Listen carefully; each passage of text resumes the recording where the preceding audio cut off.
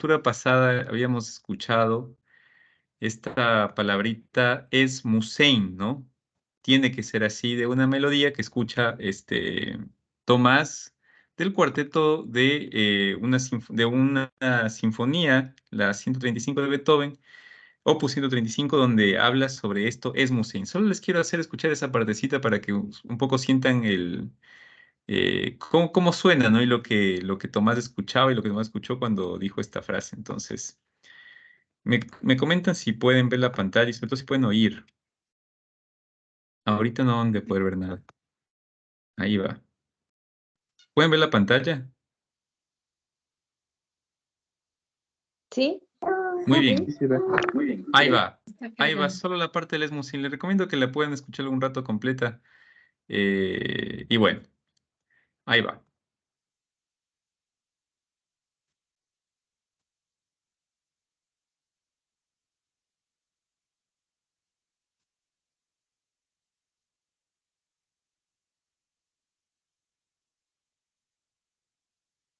Es muss sein, es muss sein, ja, ja, ja, ja. Es muss sein, ja, ja, ja. Es muss sein, ja, ja, ja, ja. Es muss sein, es muss sein, ja, ja, ja. Es muss sein, ja, ja, ja. Heraus, heraus, ja, ja, ja. Heraus mit dem Wolken, heraus, heraus, es muss sein, heraus mit dem Wolken, heraus, es muss sein, es muss sein, es muss sein, ja, ja, ja.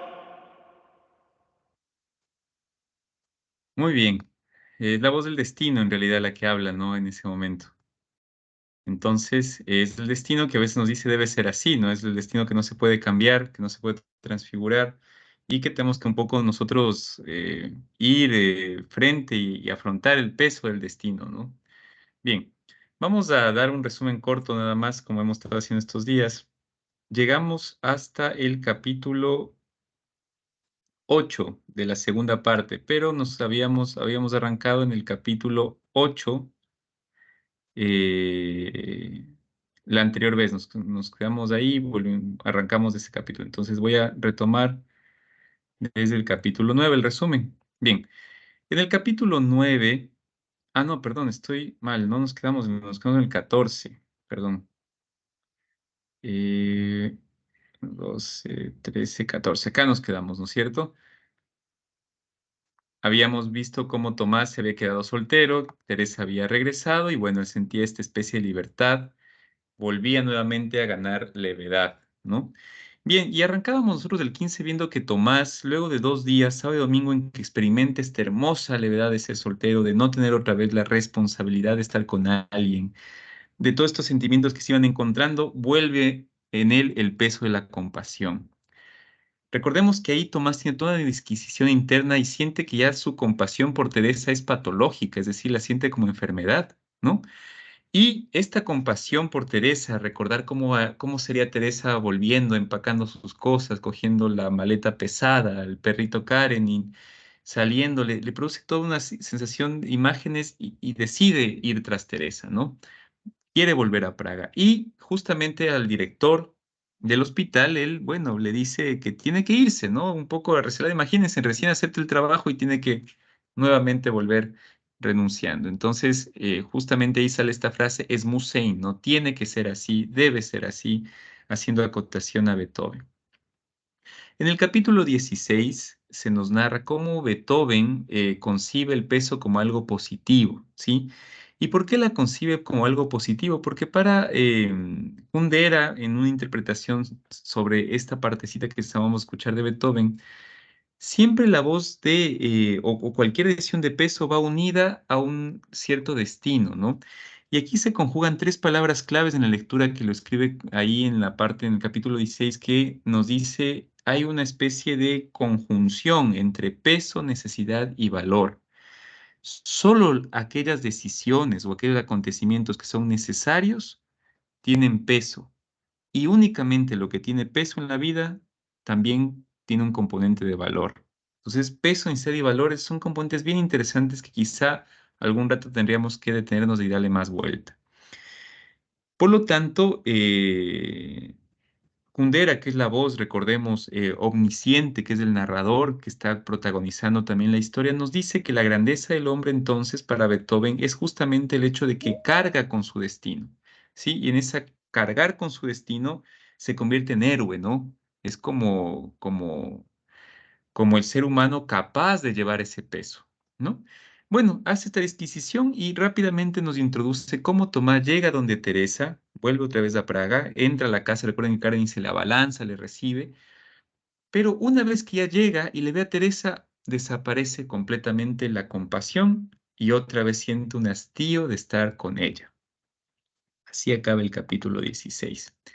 Bien, y el capítulo 17 nos narra cómo Teresa le cuenta justamente a Tomás que ella pudo, aparte de haberle conocido a él, también tener de pretendiente a otro de sus amigos, ¿no? Un amigo que le llama por nombre Z. Entonces Tomás se cuestiona mucho, de manera muy sutil lo describe el libro, pero porque lo que dice es Tomás, bueno, me encuentro con Teresa por casualidad, pero esta unión que tengo con Teresa entonces no tiene el componente de Esmusei, no es que tenía que ser así, no es que yo tenía que estar casado con Teresa o tenía que estar unido a Teresa por una voz del destino, sino que se abre un componente de decisión y ahí citan otra frase, ¿no? Que es podía ser de otro modo. Entonces, cuando Teresa le dice que ella tenía la decisión o que pudo haber estado con otra persona, Tomás rápidamente cambia el Esmusei por esta otra frase, ¿no? Y eso le produce a él un sentimiento de angustia por haber regresado nuevamente con Teresa. Bien, así acaba la primera parte y de ahí entramos a la segunda parte que se titula El alma y el cuerpo. Eh, en el primer capítulo nos dice que tanto Tomás como Teresa no nacen de un vientre materno real, sino que nacen de una ficción.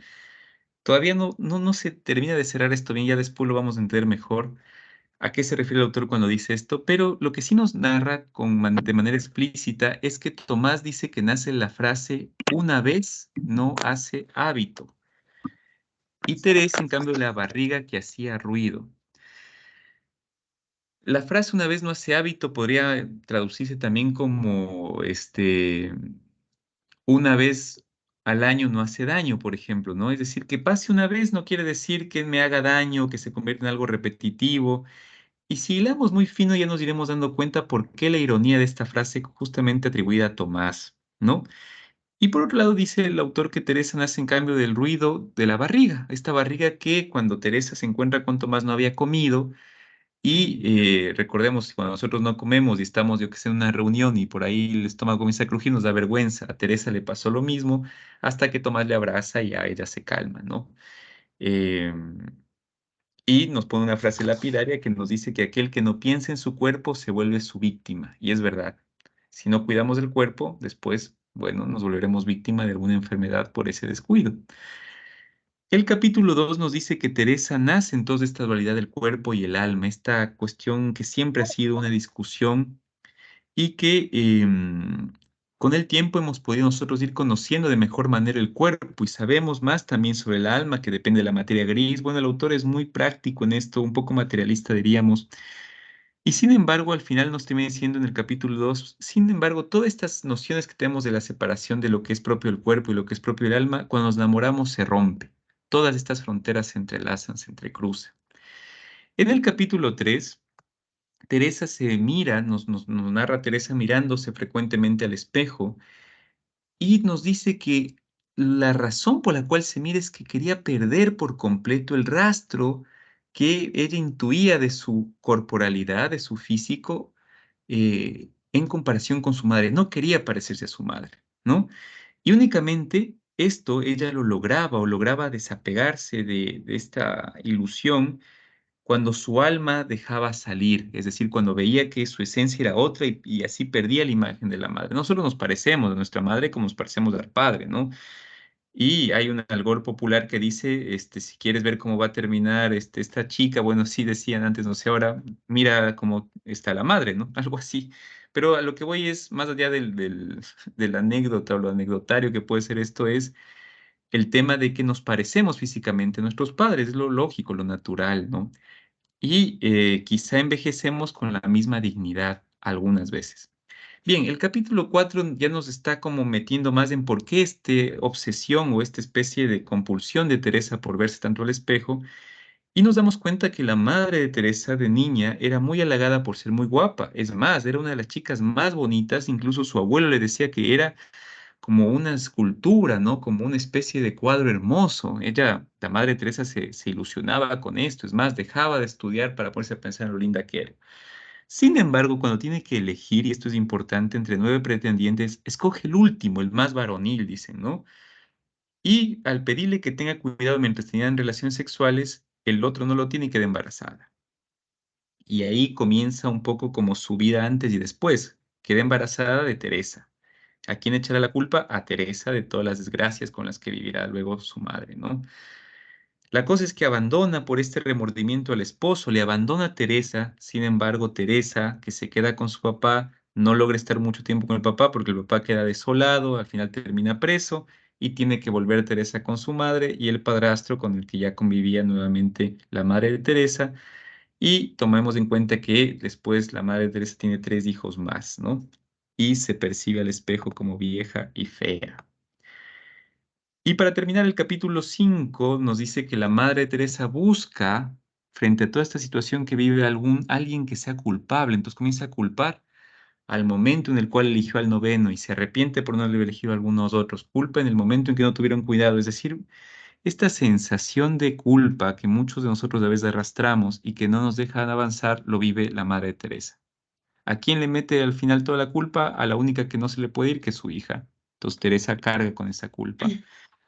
Em, por lo tanto, la madre infunde el gran sacrificio de ser madre a Teresa, le dice que ser madre es muy sacrificado, ¿no? Y al infundir esa idea de maternidad unida a sacrificio, la hija se torna la culpable de ese sacrificio, ¿no? Si es que una madre a uno le dice es que no tienes ni idea lo duro y lo difícil, lo sacrificado que es haberte tenido, bueno, el hijo probablemente cargue un poco con esa culpa y diga, claro, la culpa de que mi madre se haya sacrificado tanto soy yo, pues eh, complicado, ¿no? Y no es alejado de la realidad. ¿Cuántas veces he escuchado esto, no? Bien, en el capítulo 6 Teresa busca, por otro lado, ganarse el amor de su madre, ¿no? Deja la escuela y ayuda en la casa porque se siente culpable de lo que la madre está sacrificándose, ¿no? Y nos narran, esto ya lo leímos todos en conjunto, que no existía ningún pudor ni vergüenza en la casa de Teresa, ¿no? La madre se pasea desnuda, el padrastro no se pasea desnudo, pero mientras Teresa se baña, solía entrar a verle mientras se bañaba, con una total perversidad, ¿no? Eso es repugnable en todo sentido. Y la madre no le reclamaba al padre, sino a Teresa, ¿no? Que por qué se cierra la puerta. Es decir, la culpa le ganaba más que los celos. Interesante ese sentimiento tan ahondado, ¿no? Y vemos a esta madre burlándose, Teresa, de su preocupación por estarse escondida. La madre tiene incluso una invitación con sus amigas, se burla de que la Teresa es tan escrupulosa con el cuerpo, hasta se echa un pedo, dice, frente a toda la gente, ¿no? En fin. El capítulo 7, en cambio, nos narra ya a la madre Teresa como una especie de sinvergüencería total con su cuerpo. Por otro lado, también hay una idea en la Madre Teresa de que el cuerpo no tiene ningún valor, que todo se destruye, ¿no? A partir de su propia experiencia, lógicamente está hablando, a partir de su experiencia de destrucción y de afeamiento del cuerpo, que en el fondo es una muestra y demostración del afeamiento del alma.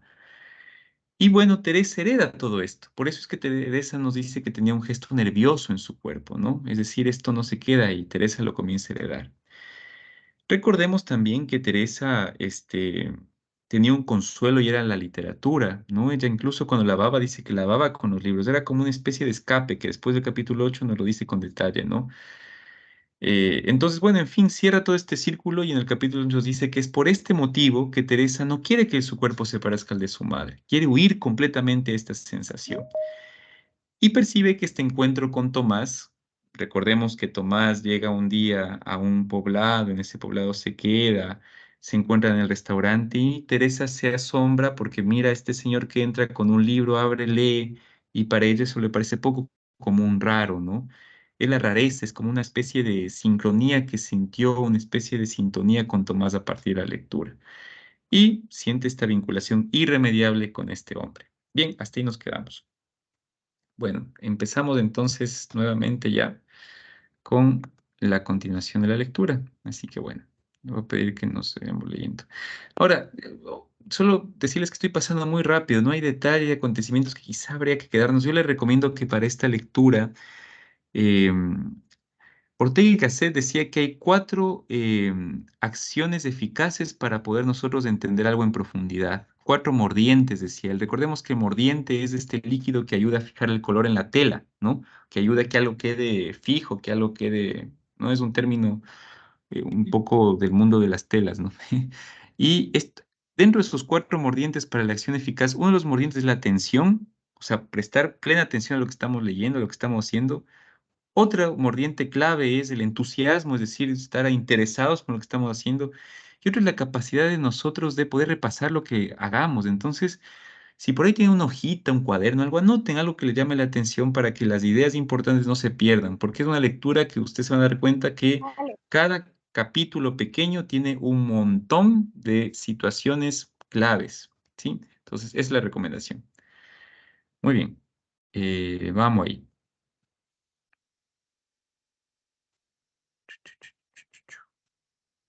Muy bien, mamá, ya que te veo aquí en la cámara, ¿puede irnos empezando, por favor? Claro que sí. Estamos en el capítulo 9, ¿verdad? Ahí Así comenzamos. es, ahí Ya, empezamos. ya, 9 dice. Cuando Tomás regresó a Zurich a Praga, le invadió una sensación de malestar al pensar que su encuentro con Teresa había sido producido por 6 casualidades improbables. Pero un acontecimiento no es tanto más significativo y privilegiado cuantas más casualidades sean necesarias para producirlo. Solo la casualidad puede aparecer ante nosotros como un mensaje. Lo que ocurre necesariamente, lo esperado, lo que se repite todos los días, es mudo. Solo la casualidad nos habla. Tratamos de leer en ella como leen las gitanas las figuras formadas por el pozo del café en el fondo de la taza. Tomás apareció ante Teresa en el restaurante como la casualidad absoluta. Estaba sentado junto a un libro abierto. Levantó la vista hacia Teresa y sonrió. Un coñac. En ese momento sonaba la música en la radio.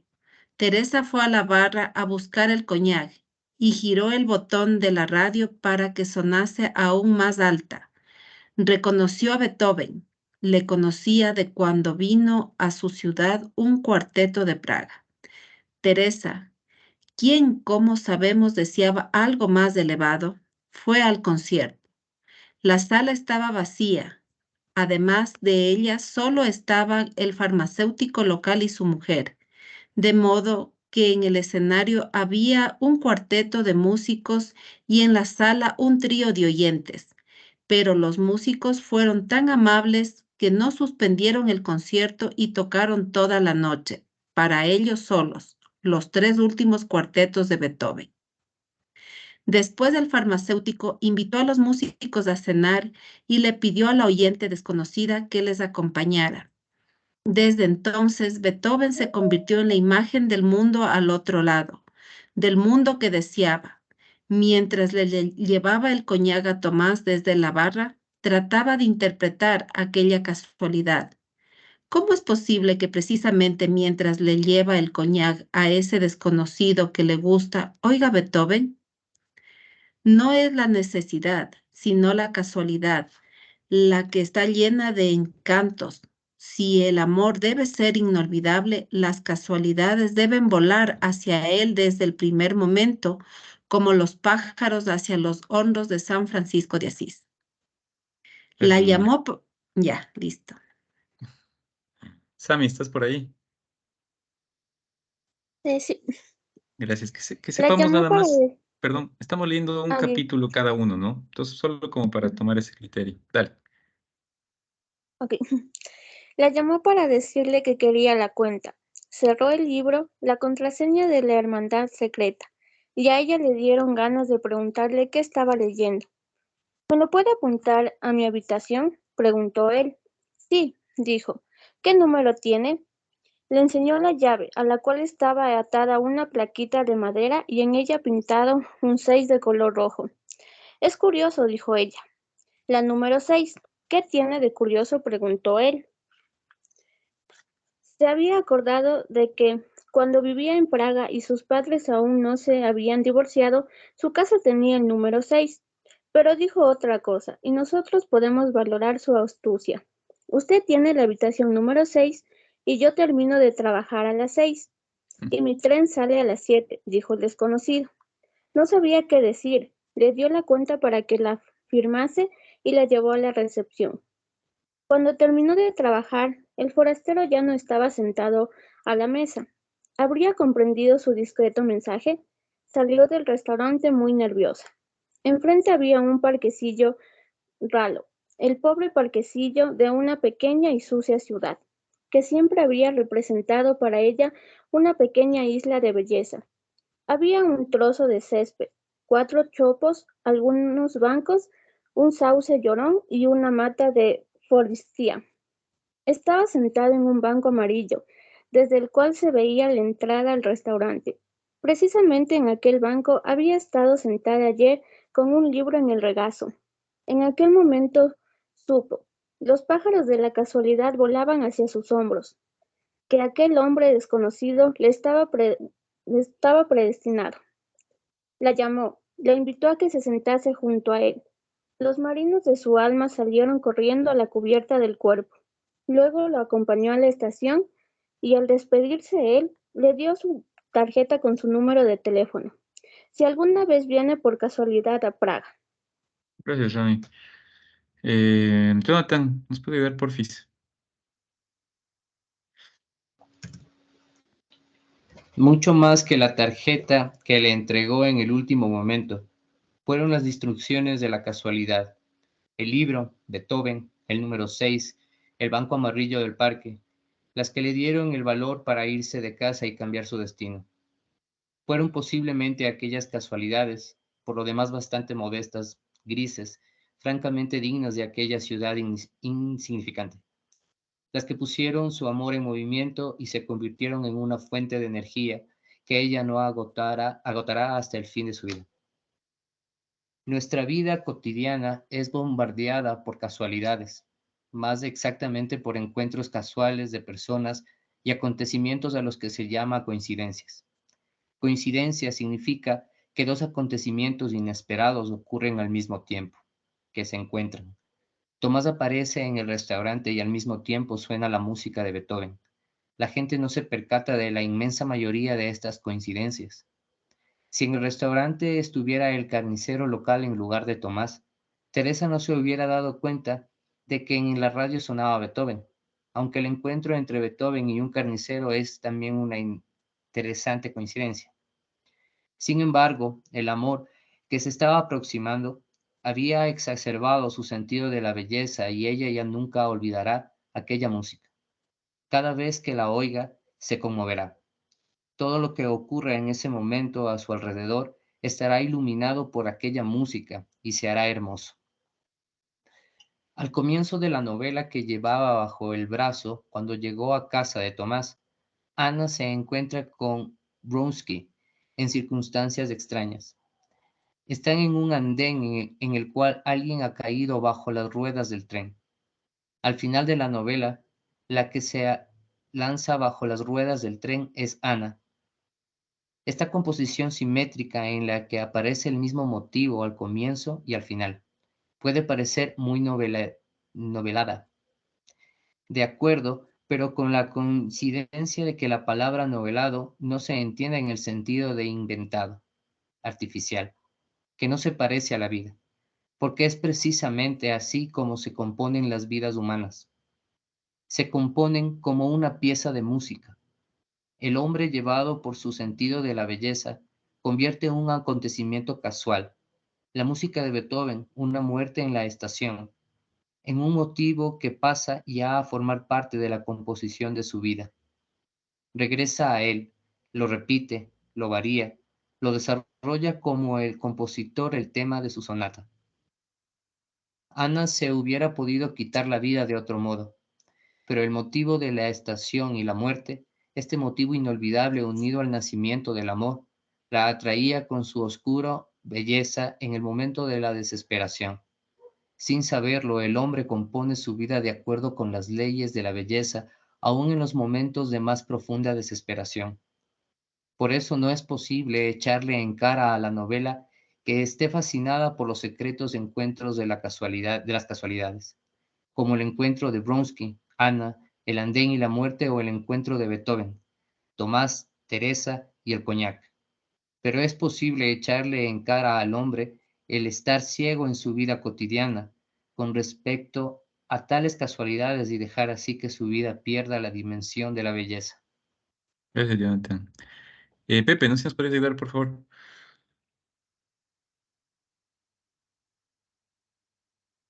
Espérame, no, que estoy armando mi, ¿Verdad? mi Per- cama. Estoy Perdón, preguntando. perdón. Sí, sí, Estoy escuchando todo. dale, perdón, sí me olvidé. Alexao, porfa. Con gusto, ahí vamos. Tras haber sido despertada por los pájaros de la casualidad que se posaban en sus hombros y sin decirle nada a su madre, cogió una semana de vacaciones y tomó el tren. Iba con frecuencia al retrete a mirarse al espejo y pedirle a su alma que en el día decisivo de su vida no abandonase ni por un segundo la cubierta de su cuerpo. Mientras estaba así mirándose, de pronto se asustó, sintió una punzada en la garganta. ¿Iría a enfermarse en el día decisivo de su vida? Pero ya no haría marcha atrás.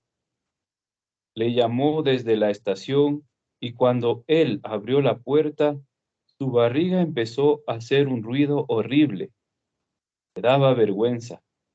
Era como si tuviera en el vientre a su madre riéndose para estropearle su encuentro con Tomás. Al comienzo tuvo la sensación de que por culpa de esos sonidos de mal gusto, él iba a echarla, pero la abrazó. Ella se sentía agradecida de que no hiciera caso de sus ruidos y por eso lo besaba apasionadamente y se le nublaba la vista. No había pasado un minuto y ya estaban haciendo el amor. Mientras hacían el amor, ella gritaba. En ese momento ya tenía fiebre. Era una gripe.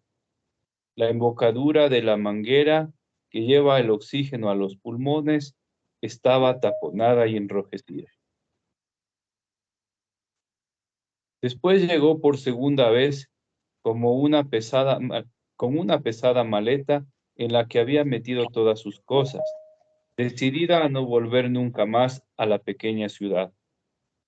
La invitó a que fuera a su casa al día siguiente. Durmió en un hotel barato y por la mañana llevó la maleta a la consigna de la estación y el resto del día lo pasó vagando por Praga, con Ana Karenina bajo el brazo. A la noche tocó el timbre. Él abrió la puerta y ella no soltó el libro de la mano, como si fuera la entrada al mundo de Tomás. Era consciente de que no tenía nada más que esta mísera entrada y le daba ganas de llorar. Para no llorar, hablaba más que de costumbre, en voz alta y reía. Y nuevamente tomó en brazos a poco de llegar e hicieron el amor. Penetró en una niebla en la que no se veía nada, solo se oía gritar a ella. Gracias, Alexao. Cecibel, ¿no se nos puede ayudar, porfis? Ya. Aquello no era un suspiro, no era un gemido, era realmente un grito. Gritaba tanto que Tomás separó la cabeza de su cara. Creía que la voz que sonaba justo al lado de su oído le iba a romper el tímpano. Aquel grito no era una expresión de sensualidad. La sensualidad es la máxima movilización de los sentidos. Una persona observa atentamente a la otra y escucha a cada uno de los sonidos que produce. En cambio, su grito pretendía aturdir a los sentidos para que no vieran ni oyeran.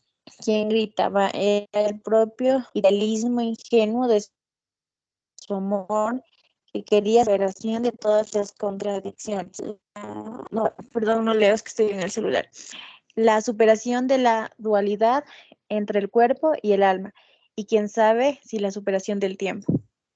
Tenía los ojos cerrados. No, pero no miraba con ellos hacia parte alguna. Los tenía fijos en el vacío del techo. Por momentos giraba bruscamente la cabeza hacia uno y otro lado. Cuando se acabó el grito, se durmió a su lado y le tuvo la mano cogida durante toda la noche. Toda la noche. Desde los 8 años se dormía ya con las manos entrelazadas, imaginando que tenía cogido al... No se lee más abajo. Cogido al...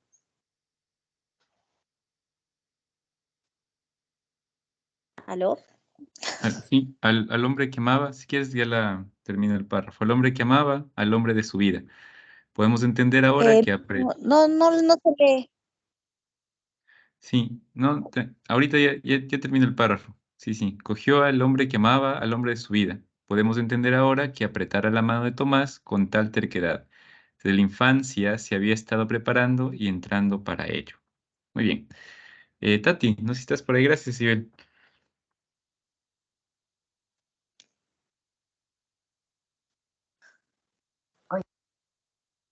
¿Ahí me escuchas? ¿Sí? ¿Aló?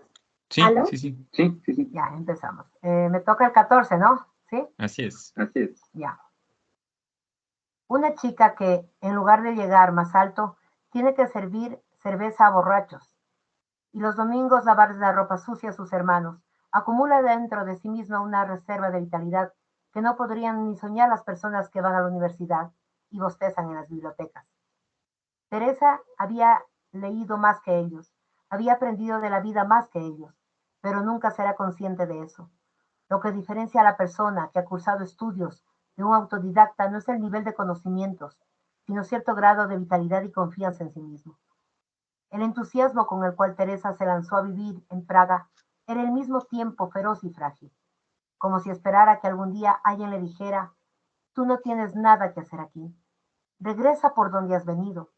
Todas sus ganas de vivir pendían de un hilo, de la voz de Tomás, que una vez hizo que saliese a la superficie su alma, tímidamente escondida en sus entrañas.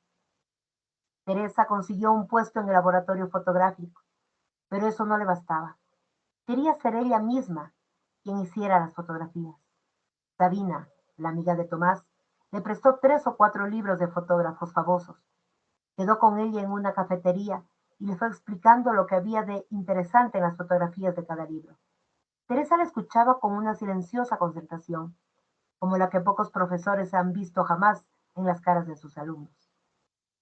Gracias a Sabina, comprendió el parentesco entre la fotografía y la pintura, obligando a Tomás a que le acompañara a todas las exposiciones que había en Praga. Pronto consiguió colocar en el semanario sus propias fotos y un día pasó del laboratorio al equipo de fotógrafos profesionales de la revista.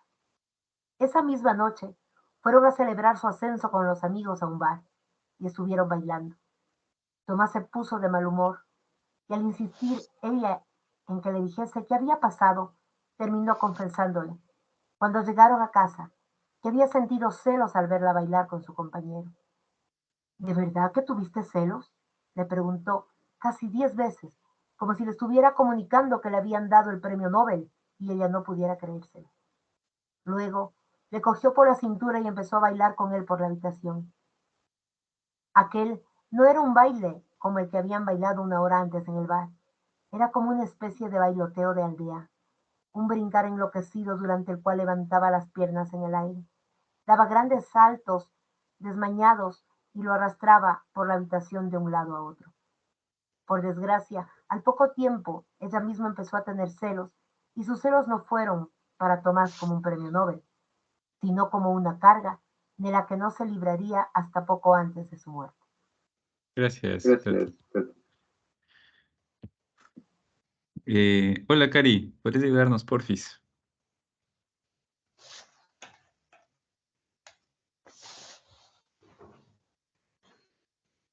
Karina, si estás por ahí. Parece que no. No, bueno, voy a continuar yo con este párrafito de acá. 15 dice, marchaba alrededor de la piscina, desnuda, junto a un montón de mujeres desnudas. Tomás estaba arriba en un cesto que colgaba del techo de la piscina. Les gritaba, las obligaba a cantar y a hacer flexiones. Cuando alguna hacía mal un ejercicio, le disparaba. Quiero volver una vez más a ese sueño. El terror no empezaba en el momento en que Tomás disparaba el primer tiro. El sueño era horroroso desde el comienzo. Ir desnuda junto a las demás mujeres desnudas, marcando el paso, era para Teresa la imagen básica del horror. Cuando vivía en casa de su madre, no la dejaban cerrar con llave la puerta del cuarto de baño. De ese modo, la madre quería decirle, tu cuerpo es como los demás cuerpos. No tienes derecho alguno a la vergüenza. No tienes motivo alguno para ocultar algo que se repite en decenas de millones de ejemplares. En el mundo de la madre, todos los cuerpos eran iguales y marchaban en fila uno tras otro. La desnudez era para Teresa, desde su infancia, el signo de la uniformidad obligatoria del campo de concentración, el signo de la humillación. Y aún había otro horror nada más de empezar el sueño. Todas las mujeres tenían que cantar. No era solo que sus cuerpos fuesen iguales, igualmente despreciables, que fueran meros mecanismos sonoros sin alma, sino que además las mujeres se alegraban de ello. Aquella era la alegre solidaridad de los imbéciles. Las mujeres estaban felices de haberse deshecho de la carga del alma, de ese ridículo orgullo, de la ilusión de la excepcionalidad, felices de ser por fin todas iguales. Teresa cantaba con ellas, pero no se alegraba. Cantaba por temor a que, si no lo hiciera, las mujeres la mataran. Pero ¿qué significado tenía que Tomás le disparara y que cayeran una tras otra muertas a la piscina? Las mujeres que se alegran de ser idénticas e indiferenciables celebran en realidad su muerte futura, que hará que su identificación sea absoluta. Por eso el disparo no era más que la feliz culminación de su marcha macabra. Por eso, después de cada disparo de la pistola, empezaban a reír alegremente y, mientras el cadáver se hundía bajo la superficie, ellas cantaban aún más alto. ¿Y por qué era precisamente Tomás el que disparaba? ¿Y por qué quería matar también a Teresa? Porque había sido él mismo quien había hecho que Teresa fuera a parar allí. Eso era lo que quería decirle a Tomás del sueño, ya que Teresa era incapaz de decírselo por su cuenta. Ella había venido a buscarlo para huir del mundo de la madre, donde todos los cuerpos eran iguales. Había venido a buscarlo para que su cuerpo se volviese único e irreemplazable. Y ahora él volvía a dibujar el signo de la igualdad entre ella y las otras. A todas las ves igual, las acaricia igual. No hace ninguna diferencia entre el cuerpo de Teresa y otros cuerpos. De ese modo la había mandado de vuelta al mundo del que quería escapar. La había mandado a marchar desnuda junto a otras mujeres desnudas. Mamá, no sé si podemos repetimos la ronda, por favor. Claro que sí. ¿Sí me escuchan ahí? Sí, sí, sí. Ya. Soñaba alternadamente 3 seriales de sueños. El primero, en el que le atacaban las gatas, hablaba de sus sufrimientos mientras vivía. El segundo serial mostraba su ejecución en innumerables variaciones. El tercero hablaba de su vida después de muerta, en la cual su humillación se convertía en una situación que no tenía fin. En estos sueños no había nada que descifrar. Las acusaciones que iban dirigidas a Tomás eran tan claras que lo único que él podía hacer era callar y acariciar la mano de Teresa con la cabeza gacha. Además de explícitos, aquellos sueños eran hermosos. Esta es una circunstancia que se le escapó a Freud en su teoría de los sueños.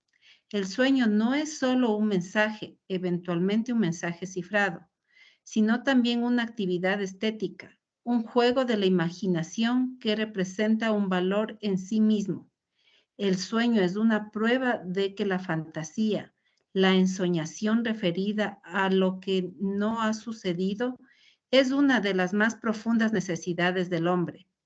Esta es la raíz de la traicionera peligrosidad del sueño. Si el sueño no fuera hermoso, sería posible olvidarlo rápidamente. Pero ella regresaba constantemente a sus sueños, volvía a proyectárselos, los transformaba en leyendas. Tomás vivía bajo el hipnótico encanto de la atormentadora belleza de los sueños de Teresa. Teresa, Teresita, ¿a dónde te me escapas? Si sueñas todos los días con la muerte, como si de verdad quisieras irte, le dijo mientras estaban sentados uno frente al otro en un bar. Era de día, la razón y la voluntad estaban de nuevo en el poder. Una gota de vino se deslizaba lentamente por el cristal de la copa y Teresa decía, no es culpa mía, Tomás, lo entiendo. Sé que me quieres, sé que lo de las infidelidades no es ninguna tragedia. Lo miraba con amor, pero tenía miedo de la noche siguiente, tenía miedo de sus sueños. Su vida estaba desdoblada. El día y la noche luchaban por ella. Gracias, mamá. Jonathan, por favor. Aquel que quiere permanentemente llegar más alto, tiene que contar con que algún día le invadirá el vértigo. ¿Qué es el vértigo? ¿El miedo a la caída? ¿Pero por qué también nos da vértigo en un mirador provisto de una valla segura? El vértigo es algo diferente del miedo a la caída. El vértigo significa que la profundidad que se abre ante nosotros nos atrae, nos seduce, despierta en nosotros el deseo de caer, del cual nos defendemos espantados. La comitiva de mujeres desnudas alrededor de la piscina, los cadáveres en el coche fúnebre, que se alegraban de que Teresa estuviese muerta como ellos. Ese era el abajo, que la espantaba, del cual ya había oído una vez, pero que la seducía en secreto. Ese era su vértigo, era la llamada de una dulce, casi alegre renuncia a su destino y a su alma. Era la llamada de la solidaridad de los imbéciles, y en sus momentos de debilidad sentía ganas de obedecer a esa llamada y volver a casa de su madre. Sentía ganas de ordenar que los marinos del alma se retirasen de la cubierta del cuerpo, de sentarse con las amigas de la madre y reírse de que una de ellas ha soltado una sonora ventosidad, de marchar con ellas desnuda alrededor de la piscina y de cantar. Gracias, Jonathan. Y sí, terminamos hoy. Sí, 18. Con este más terminamos hoy. Sami, porfa.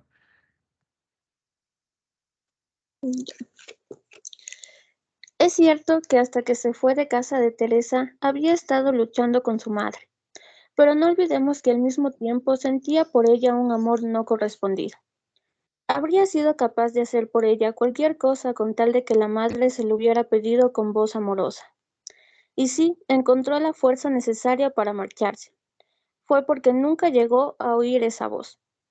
Cuando la madre comprendió que su agresividad había perdido su poder sobre la hija, empezó a escribirle a Praga, cartas llenas de lamentaciones.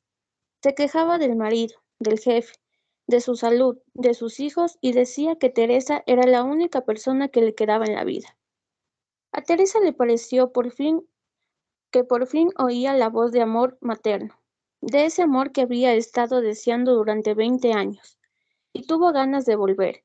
Sus ganas de volver aumentaban porque se sentía débil. Las infidelidades de Tomás la descubrieron de pronto su propia impotencia, y de la sensación de impotencia nació el vértigo, el inmenso deseo de caer. Una vez la llamó la madre. Parece que tiene cáncer. Apenas le quedan ya unos meses de vida. Aquella noticia transformó una rebelión la desesperación de Teresa por las infidelidades de Tomás. Se echaba en cara haber traicionado a la madre por un hombre que no la amaba. Estaba dispuesta a olvidar todos los sufrimientos que la madre le había producido. Ahora estaba dispuesta a comprenderla. En realidad las dos estaban en la misma situación.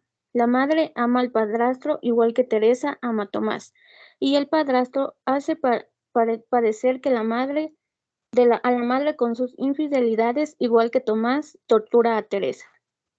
Si la madre había sido mala con Teresa, fue solo porque sufría demasiado.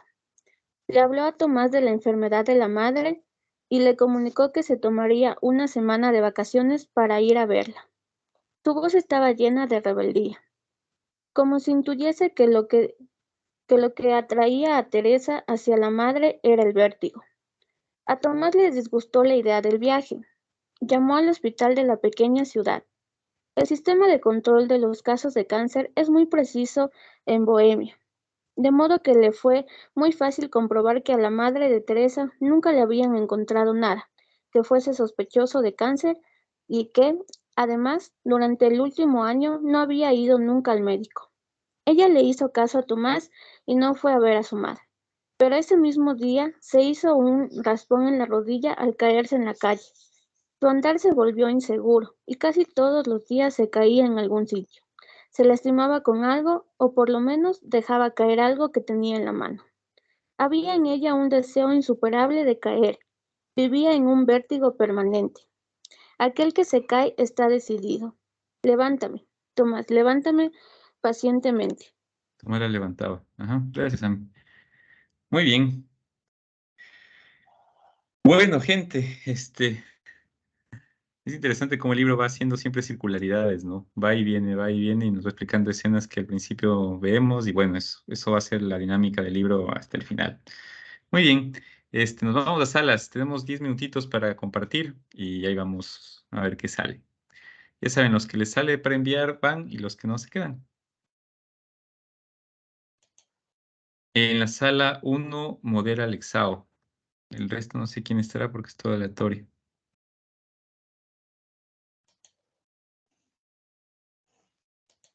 Bueno, Nieves, sabemos que no puedes hablar, no hay problema.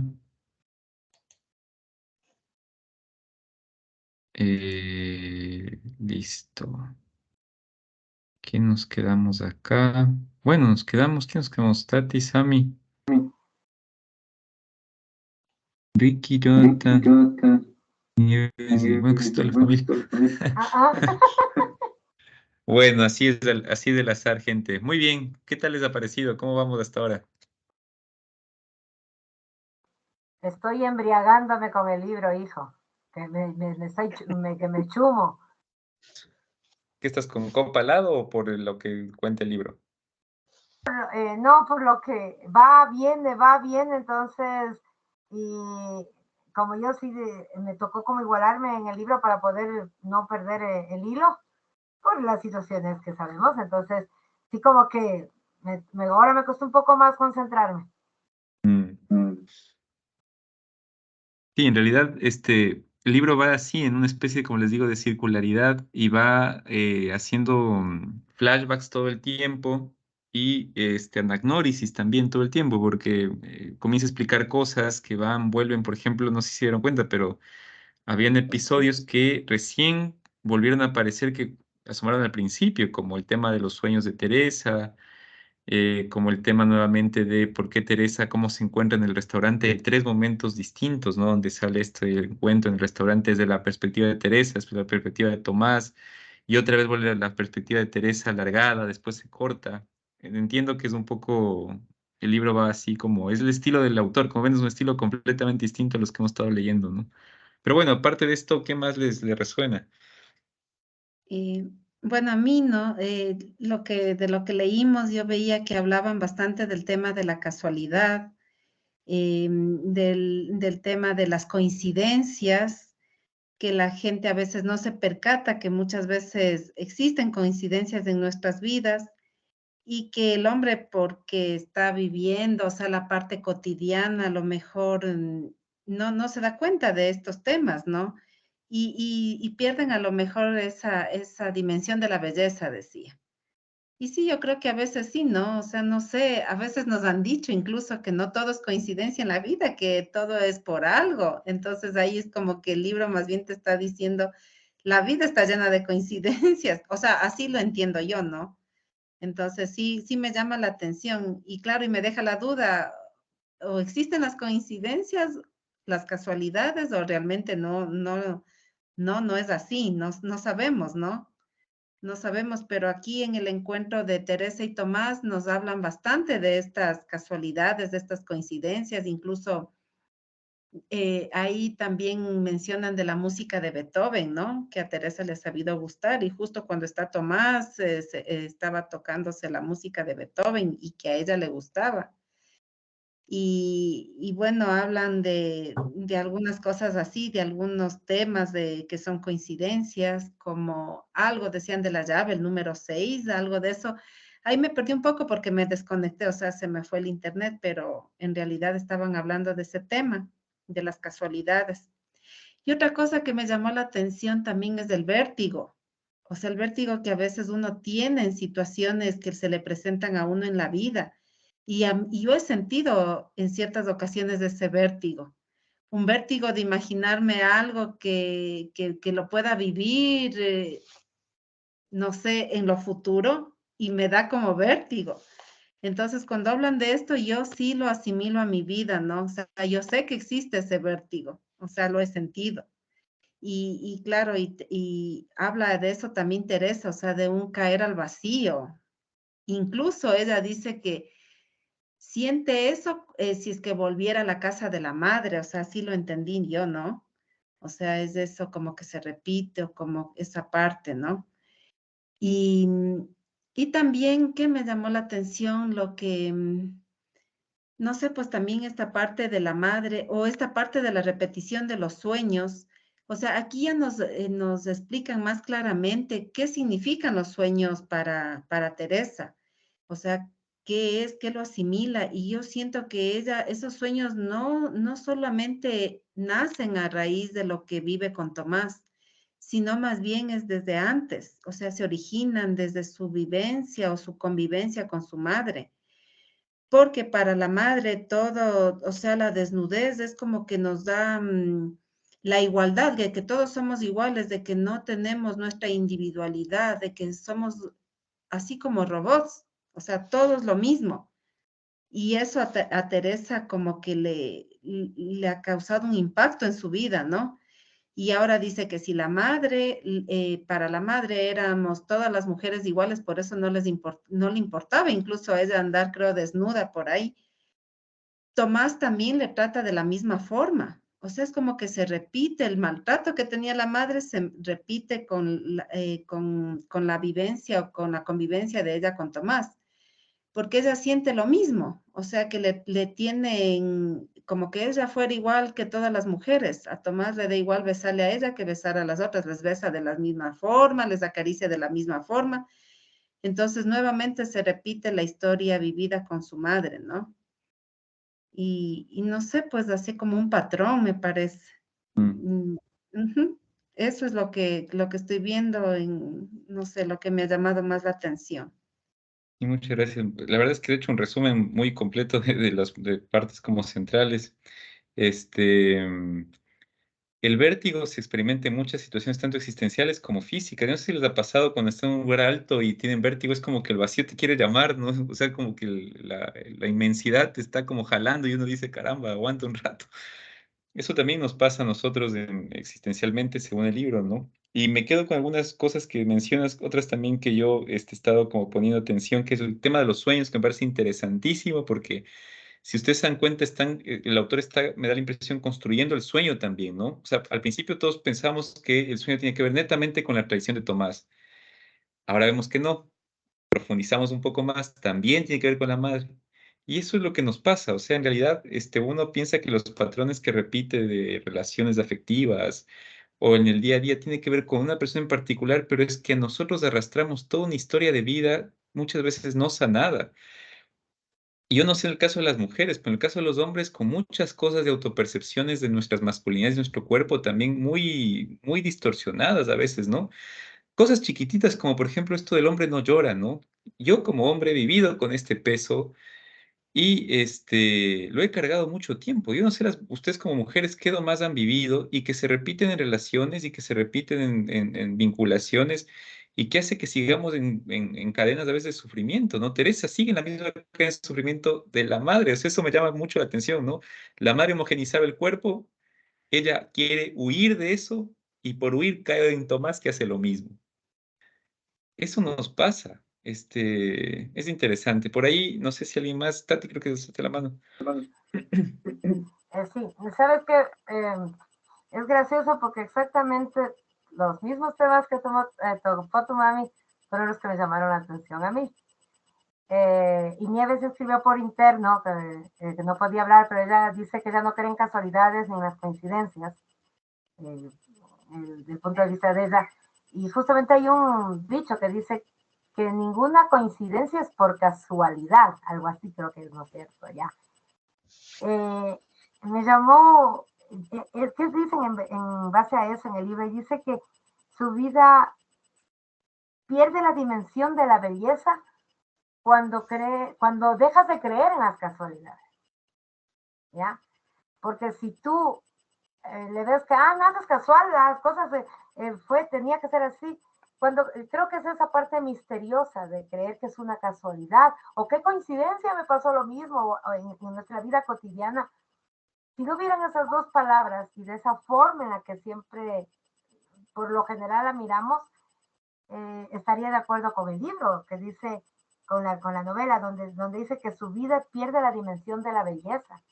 Y creo que sí, que esas casualidades, bueno, le hemos puesto ese nombre en la humanidad, o las coincidencias, esas palabras hacen que la vida también tenga belleza y que no creamos que todo está encuadrado, que hay casualidades y hay lindas casualidades y hay casualidades malas, pero no en el sentido de pronto que nos hagan daño, creo que es en el sentido de que uno debe tomar las casualidades, las coincidencias malas, por decirlo, o una mala experiencia, justamente para crecer y decir, esto me pasó, pero para crecer, y no verla de forma negativa a casualidades que de pronto no nos haya gustado en el transcurso de nuestra vida.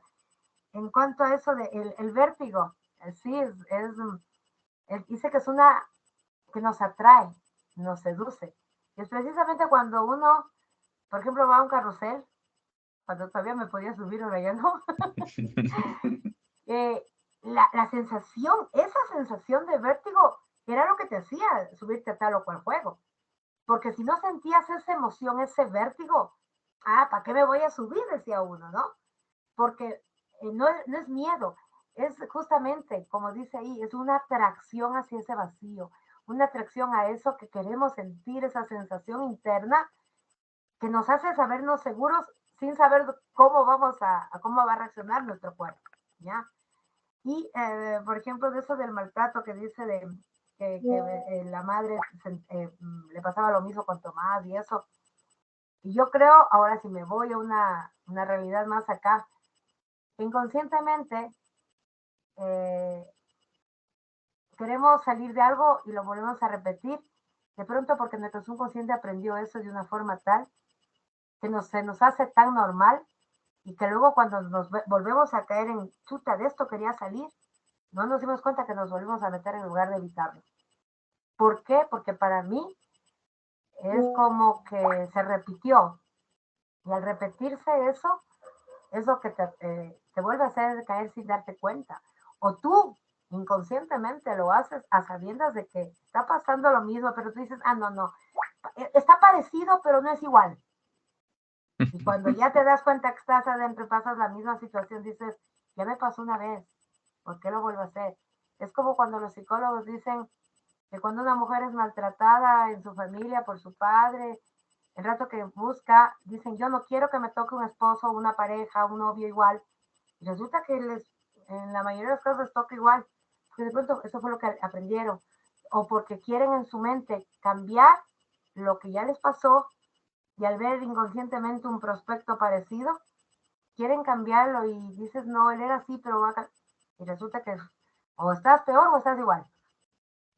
Entonces, creo que es una forma inconsciente y que en la vida real pasa. Por lo general, la mujer maltratada vuelve a caer, no una vez, sino vuelve a caer y tiene como una vida de malas decisiones de pareja, escoge mal, como uno dice, entonces enchuta, ya escogiste una vez y ahora otra y otra. Entonces yo creo que es algo como un consciente inconsciente, que quiere cambiarlo y cuando ya está metida dice, lo volví a hacer. Y quizá ahí valga la pena también tomar en cuenta esta frase de, bueno, no frase, sino esta reflexión de Freud, ¿no? De que hay una parte de nosotros consciente quiere sanar, pero hay otra parte inconsciente igualmente de fuerte que no quiere curarse, ¿no? Es decir, que quiere seguir estando en el mismo patrón de conducta todo el tiempo, porque nos familiarizamos con eso, ¿no? Entonces, muy interesante, gracias, Tati, por lo que compartes, porque hay esta sensación, como dices, de vértigo. Ahora, mi pregunta cuando te escucho es, ¿por qué tenemos sensación? ¿Por qué queremos? ¿Por qué buscamos esa sensación? Porque no es agradable del todo, ¿no? Quizás eso podríamos dar la vuelta. Ahora quisiera leer un poco lo de Nieves para no perder el hilo. Nieves dice, yo no creo en las coincidencias ni en las casualidades. Son oportunidades y casualidades. Las cosas suceden porque lo deseamos, atraemos lo que pasa en nuestra vida. Teresa está viviendo lastimosamente lo que su madre vivió, está repitiendo un patrón. Teresa no sanó su pasado y arrastra lo que vivió con su madre, por eso ahora en su relación se repite esa misma situación y vas de un hoyo a otro porque no sanas ni vacías tu pasado. Gracias, Nieves. Quizá valga la pena también darle un poco más de vueltas ahí. Me parece muy valioso lo que escribes porque en realidad uno, sí, cuando no sana, no avanza. Ahora, ¿qué es sanar? Sería la pregunta también, ¿no? ¿Qué se entiende por sanar algo? Muy Pues, bien, no sé si alguien tiene algo más por ahí. o sea, de ley tenemos que sanar nuestro pasado en algún momento, así es. Sí, exacto, es lo que tú dices, ¿qué entendemos por sanar, no? O cómo se hace no sé, pues ese ejercicio de sanación. Sí, es una pregunta muy interesante y tipo, Yo, tiene que ver. Sí, dale, Jonathan. no, bueno, sí, a mí me quedó resonando esto de lo que repite Teresa, ¿no? Este patrón. Justamente la última vez que estábamos el martes, anoté algo que me pareció importante de Walter Rizzo, una frase que dice, la esperanza es en un amor insoportable, es lo peor que le puede pasar a uno, porque te va a dejar ahí anclado. En este caso creo que le pega perfectamente y no sé si en este caso la esperanza es el peso, ¿no? Es algo negativo para la persona, para el individuo dentro de una relación. Creo que cuando hablaban del vértigo, esa sensación, no sé, de tomar el riesgo, de sentir que uno puede, que está a un paso de la muerte, creo que eso hace que nos dé esa, no sé, algo de satisfacción o de querer, que desear caer, ¿no? En este caso lo relacionaría yo como la levedad, el querer escapar, el querer vivir sin ataduras, ¿no? Por otro lado, me pareció muy interesante en el capítulo 14, porque habla de la confianza, la vitalidad, la confianza en uno mismo, ¿no? Y el entusiasmo de Teresa, que dice que no, lo que diferencia a la persona que ha cursado estudios de un autodidacta no es el nivel de conocimientos, sino el grado de vitalidad, de confianza en sí mismo y el entusiasmo con lo cual Teresa se lanzó a vivir a Praga, ¿no? Creo que sí, todas las personas podemos ser capaces de cualquier cosa en cualquier momento. Simplemente es tener la confianza, ¿no? Como nos dice en el libro. Y el tema de ser positivo, no sé, por llamarlo de alguna forma, con el tema del entusiasmo. Eso me resonó y Mm, no sé, mm, adelante si me acuerdo de excelente. algo, les digo.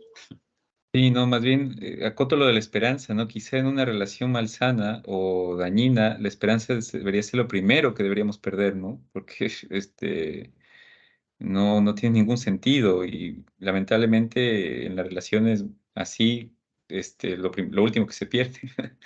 Ujú. Pero bueno, y con lo otro que mencionas también me deja resonando, ¿no? Porque de una u otra manera, hay una vitalidad que se manifiesta ciertamente en la vivencia de la lucha del día, ¿no? Porque es una lucha cuando uno tiene que trabajar y salir y esto, y otro tipo de luchas que son intelectuales, que a veces no nos ponen en contacto, a veces del todo, ¿no? Los accesos a la vida son distintos. Entonces hay vitalidades distintas, ciertamente, ¿no? Son realidades distintas. Mamá, ¿ibas a decir algo? Sí, sí, eso, justo lo que decía Jonathan, ¿no? Que en medio de todo el problema que vive Teresa, siempre hay la esperanza, ¿no? Y sí, ahí se ve, por ejemplo, en el hecho de que ella le gusta la fotografía. Entonces, como que de ahí ese es de ahí se aferra a ella, o sea, ese puede ser su camino de salida, ¿no? Porque se prepara, se entusiasma en eso, se ve que ella le gusta, ¿no? Y no solamente quiere estar ahí como un aprendiz o como un apoyo, sino que incluso tiene un ascenso en una revista y forma parte ya del grupo de fotógrafos. Entonces, sí, eso rescatar, ¿no? Que Teresa tiene también esa parte, ¿no? Que sí le gusta. O sea, yo creo que si Jonathan habla de la esperanza, esa podría ser una puerta de salida para Ujú. Teresa. Ujú. Sí, gracias. Y de ahí la importancia también de nosotros eh, tener un espacio de soledad donde podamos autoconocernos, ¿no? Y poder tener nuestros propios gustos, nuestro objetivo de vida, y no una relación funcional donde el otro se convierte el centro, ¿no? Sino más bien como el apoyo para ese camino. Es bien interesante, la verdad, todo lo que vive Teresa y lo de los sueños es muy, yo por eso, a mí siempre me ha interesado, en los sueños uno descubre muchas cosas, ¿no? De uno muy curiosas. Muy bien, no sé si hay alguna otra reflexión, algo más que no sé, Ricky, dale, sí, Hola, sí, sí me escuchan. sí. Ya. Bueno, hay muchas partes interesantes. Yo también me quedé embobado en lo que decían de lo de la, del vértigo, porque uno cuando se está en una parte alta tienes esa sensación de que no te empuja, sino más bien te jalan y sientes caerte, a pesar de que estás agarrado o parado seguro en una parte, pero viendo hacia abajo, la altura mismo tiende como a jalarte.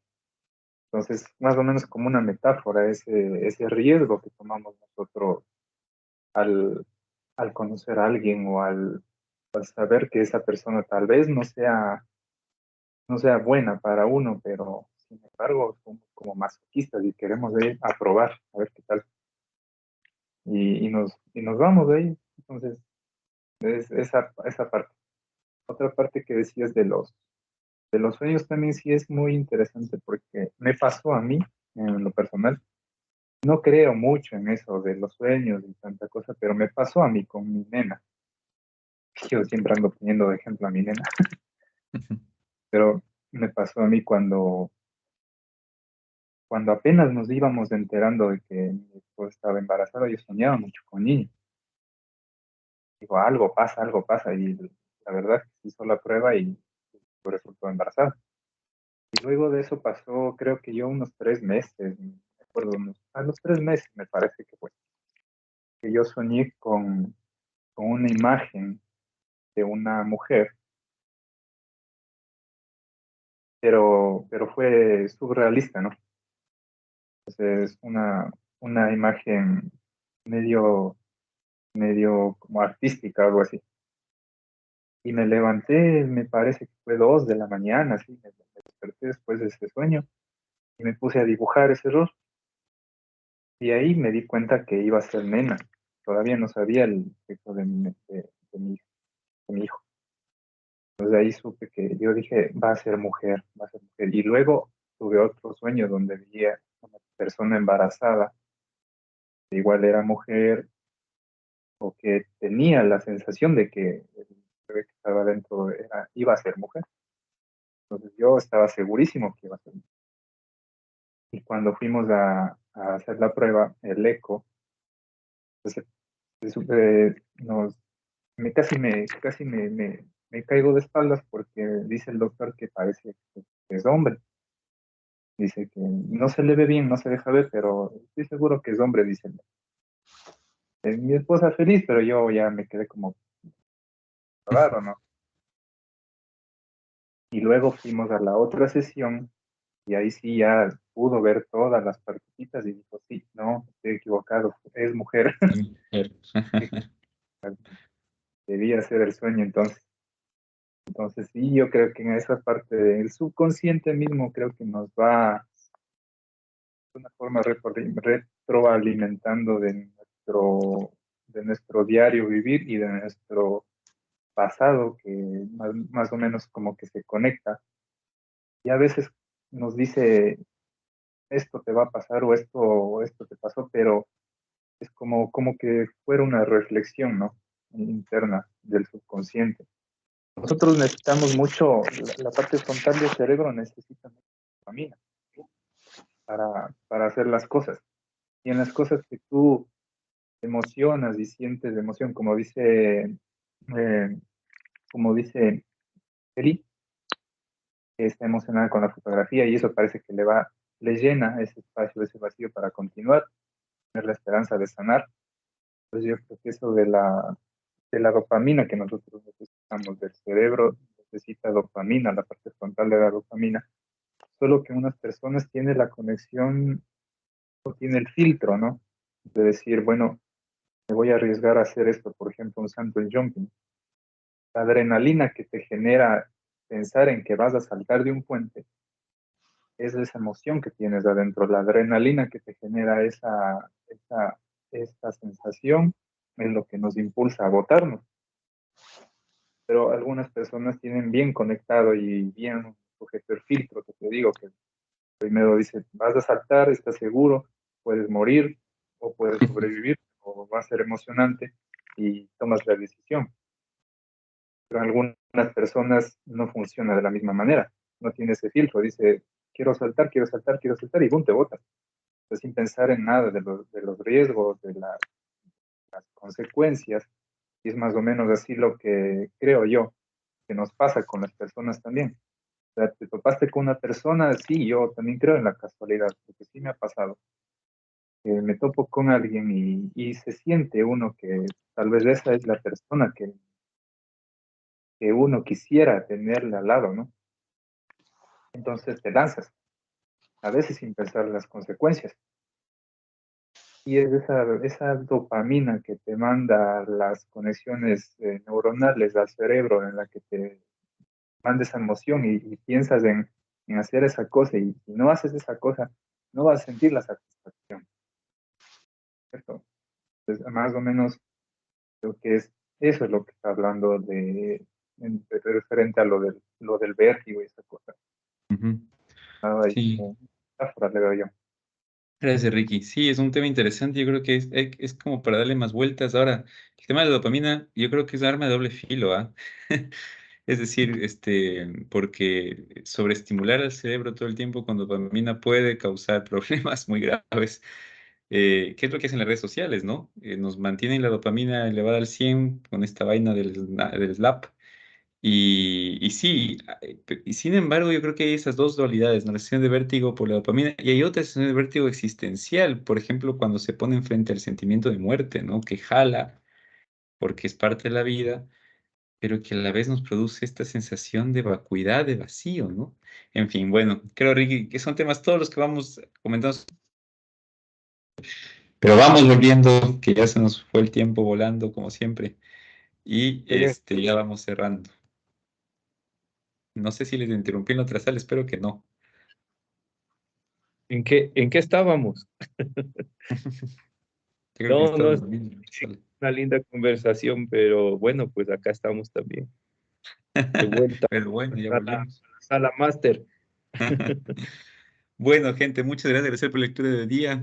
De aquí nos vemos el próximo martes. Simplemente decirles como la importancia que es en la vida de poder comenzar a autoconocernos, ¿no? Yo creo que entre todas las prioridades que tenemos en la vida, ¿no? De tener un trabajo, de tener un medio de sustento estable, de tener una familia, el tema del autoconocimiento es muy importante en la vida, muy, muy importante. Nos permite darnos cuenta de de los modos en que vemos la vida, de los sesgos cognitivos que tenemos en nuestro día a día, de los prejuicios que generamos en nuestros modos de vida. Y no nos olvidemos que todo esto que vivimos como traumas, como vicios, como partes no integradas y no sanadas, nunca se quedan con nosotros. Siempre se transmite. O al familiar con el que vivo, o al hijo que tengo, o la pareja con la que convivo. Entonces, una de las preguntas con las que me quedo yo también es cómo es este proceso de sanación, ¿no? Teresa no logra sanar, ¿no? ¿Qué significa para cada uno de nosotros sanar la vida?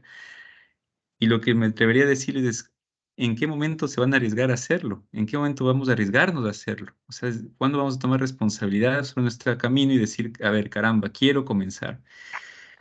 ¿Cómo comenzar? Hay muchas opciones, pero siempre hay caminos abiertos. Cuando uno busca, siempre encuentra, ¿no? Entonces, ojalá que esta lectura, aparte de todas las reflexiones, nos ayude a ver que necesitamos un camino de integración, de autoaceptación también, tanto corporal, afectiva, espiritual, y de ahí parte el amor propio también, ¿no?